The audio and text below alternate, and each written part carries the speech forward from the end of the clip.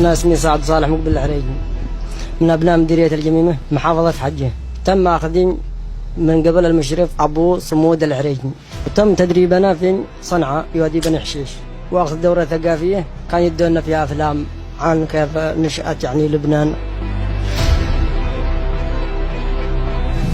ثم تم هدمنا أول ما بدأت مجموعة أبو شتا البحرية، دخلت منها 200 نفر، بعدها مجموعة أبو شامخ منها 14 نفر يعني إزناد اسمه، وإحنا كنا بعدهم مباشرة. تم قتل 80 جثة في واحدة ليلة، 80 جثة من البحرية خاص، و14 جثة مجموعة أبو شامخ كلها انتهت.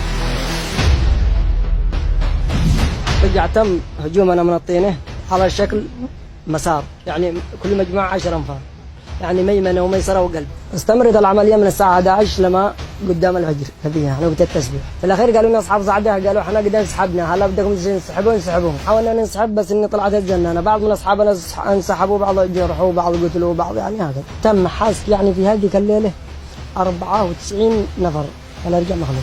الجثة لا زالت لليوم.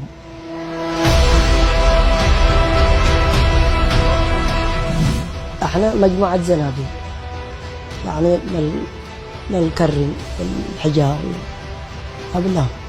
أصحاب صعدهم تأمينات بعدنا في الخلف الجبناء، وأصحاب صعطة منهم 20 في المؤخرة مراعين، لابو واحد يعني يخرج يتكون يدزوا سلاحه، لابو واحد عم ذخيرة يبيعوها أو ذي يعني ما بالله. عملهم فوق الفيتارات، فوق الطقوم، فوق الحبات، هذا عملهم ينقلون مثل الشيء. جو أصحاب البحرية قالوا يا خبران نشتي جثث عيالنا، يا خبران المسمى ادخلوا لها كذا، ما استروش يدخلوا لها، قالوا احنا ندخل لها، يا خبران خلوا يجونا ولا الجثث.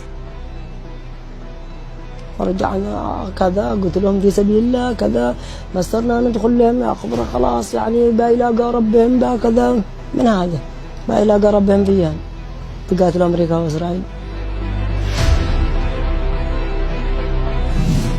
والله معاملة الجيش الوطني أحسن معاملة مثل الأخوة، وصلنا لعندهم كأن احنا ما احنا صراحة نقاتلهم من الواجب، والله كان يقطعونا من الواجب، لأن احنا بعنا نفوسنا للشيطان، الشيطان وعبد الملك، إلى كل الشعب اليمني الالتحاق بالجيش الوطني لذمة انهم على حق. على ما سمعنا حقهم الزغام وذا وتقدم وذا، وصلت قلت هذا قوة القوة يتقدم وكذا. لما وصلت ان الخبر غير الخبر، ان الخبر محرقة زهق ارواح. نصيحتي الى اخواني اليمنيين انهم لا يروحوا مع الحوادث، لان المصير هو موت. اي واحد انهم بيقولوا انهم بيتقدموا كذا كذا، ما فيش تقدم والله، لا في الا جثث، ولا في الا زهق ارواح، ولا في إلا أسر، وإن لابد تقدم خطوة واحدة. رسالتي إلى أبي أو إلى أقاربي إذا يسمعون يروحوا أخي مع ما له، ورسالتي إلى كل المسلمين، هذا معركة باطل بالمفتوح، معركة باطل، هذا معركة ما هي على حق، والله إنه زهق أرواح ودماء أبرياء قوت.